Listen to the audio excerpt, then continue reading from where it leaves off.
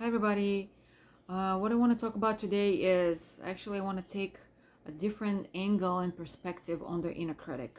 You know, my whole life I've been tortured and terrorized by my own critic that more and more I know it sounds like my mother's voice or anybody else that has judged me or criticized me in my life.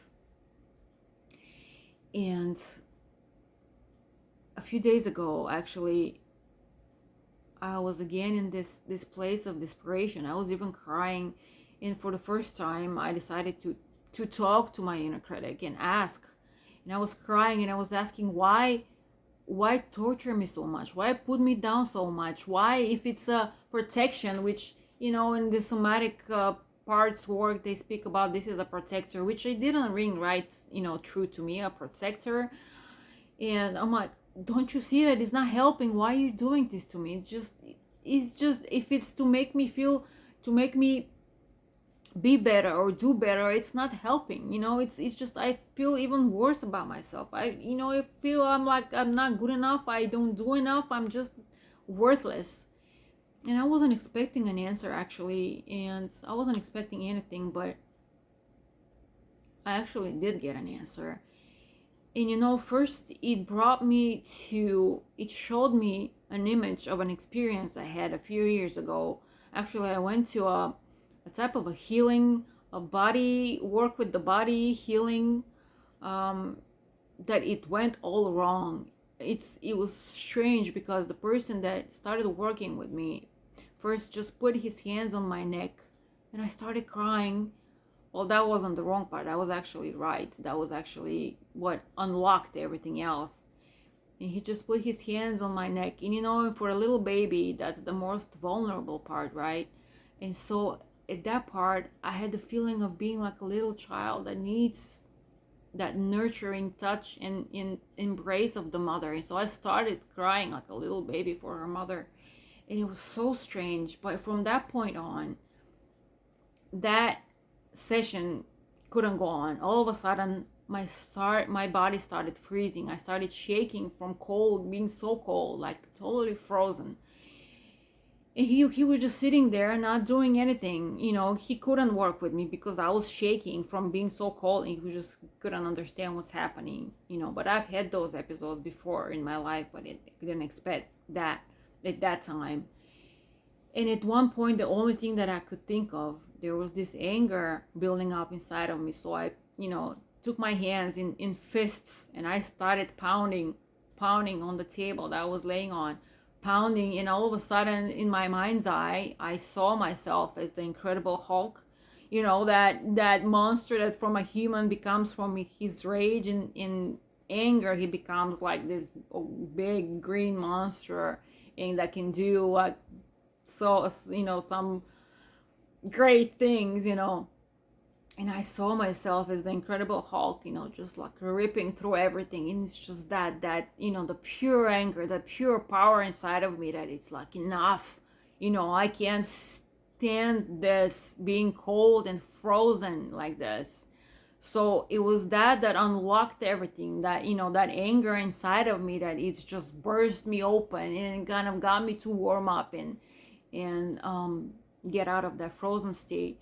So my inner critic, or my whatever intuitive download that I received, kind of brought me to that point, to that memory, to show me that actually what my inner critic was trying to do by triggering me all the time, criticizing me, or being projected outside to a person that would criticize me and put me down, is actually that to get me to get angry, right? Not fall into victimhood and not fall into the martyrdom. Oh my God, poor me. Why are people insulting me? Why are you doing this to me? But actually to get me angry, because my power, I've realized, is in this anger. I have so much suppressed anger, so much suppressed power, because this is the purest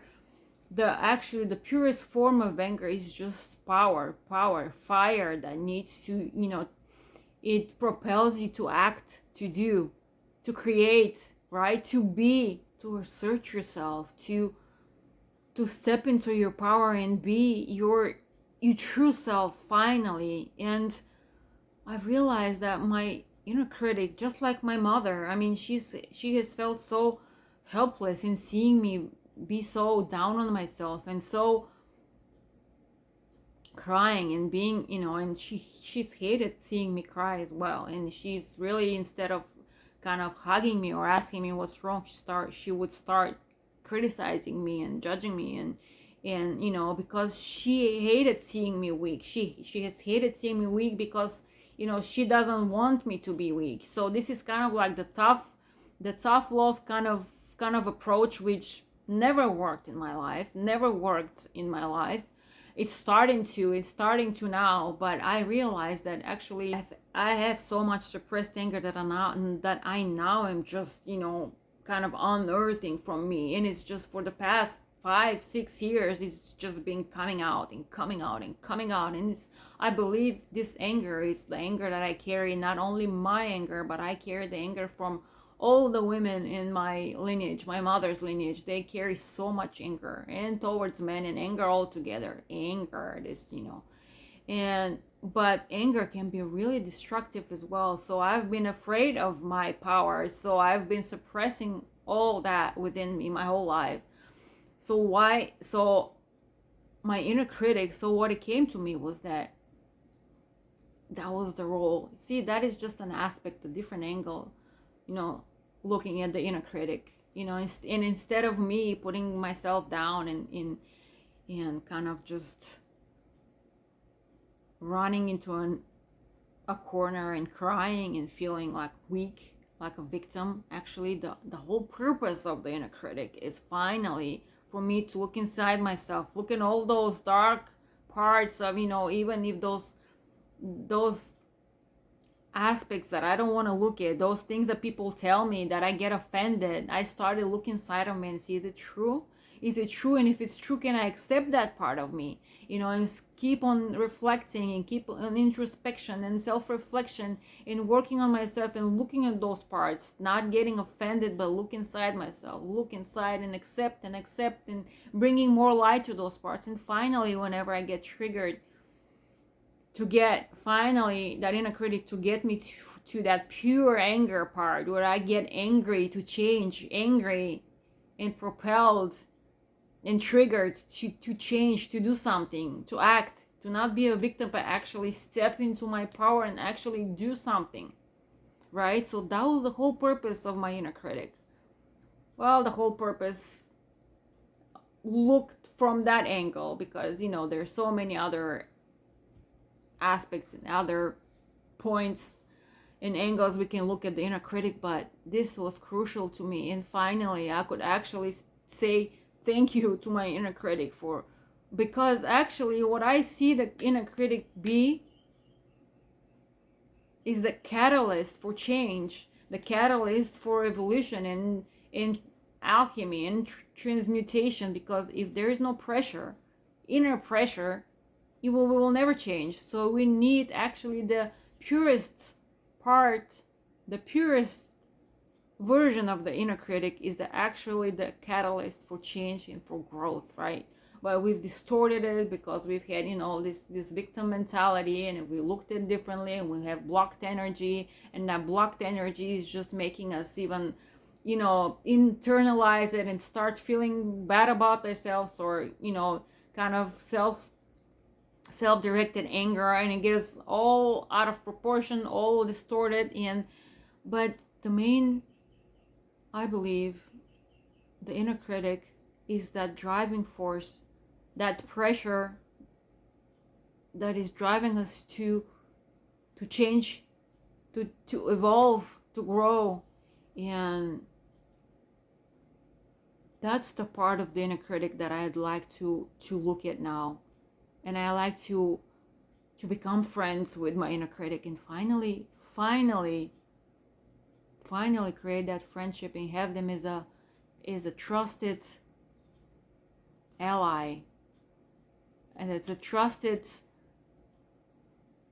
counselor, right? Sometimes harsh, sometimes not too harsh, but not take it as a victim and take it and be offended, but actually be grateful.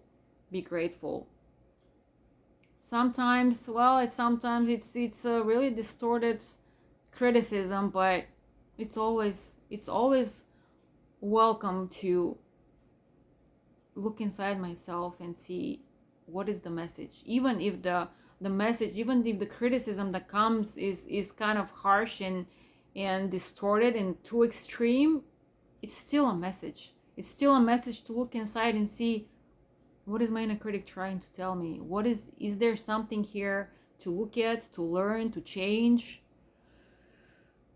So yeah, so I'm deciding to take a new path with my inner critic finally, where it's no longer an enemy. It's a he or she, I don't know, just an aspect. It's no longer the enemy, but an ally that is just urging me to wake up to my own inner power. And that's how I'd like to look at it finally. Thanks.